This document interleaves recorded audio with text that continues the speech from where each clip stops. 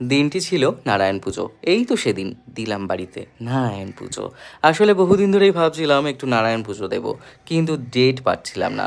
আপনারা কম বেশি জানেন যে নারায়ণ পুজো পূর্ণিমা ছাড়া সম্ভব নয়। এবার ব্যাপারটা হচ্ছে, আমরা চেয়েছিলাম মাঝামাঝিতে যদি কোনো ডেট পাওয়া যায়। এরকম অনেক ডেট থেকে থাকে, কিন্তু ব্রাহ্মণমশাই বলছিলেন একটি ডেট আছে, কিন্তু দুর্ভাগ্যবশত তার মাঝখানে পড়ে গেছিলো একাদশী। করে উঠতে পারিনি। তারপরে কোনো রকমভাবে একটা ডেট পেয়েছিলাম, পূর্ণিমায় পেয়েছিলাম কিন্তু।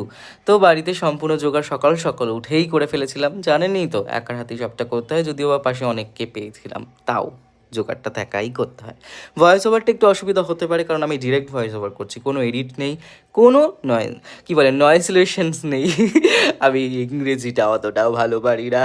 যাই হোক, আপনারা সবাই কেমন আছেন? আজকের মানে শর্টসটা একটু লং, মানে যেহেতু 1.5 মিনিটের মতো একটু শর্টসটা দিলাম, যার জন্য কোনো মিউজিক ছাড়াই আমি ভয়েস ওভারটা ডাইরেক্ট আপনাদের মাঝখানে করছি, কোনো এডিট নেই, কিন্তু একদম আপনাদের মাঝখানে পোস্ট করছি আর ভয়েসটা করছি।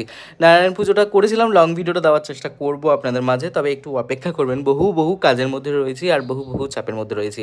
এই বাড়িতে আমার অন্নপূর্ণা, কালী, লক্ষ্মী, মা, বড় মা মানে মা তারা সকলেই আছেন। আর অন্নপূর্ণাটা কিন্তু আমার নিজের হাতে নির্মাণ করা, আর হচ্ছে মা কালীকেও নিজের হাতে নির্মাণ করা, আর আমার খুব খুব খুব পছন্দের এনারা। আর সাজানোটা কেমন হয়েছিল অবশ্যই বলবেন। সবটা নিজের হাতে জোগাড়, নিজের হাতে সাজানো। যাই হোক, ভালো থাকবেন সকলে।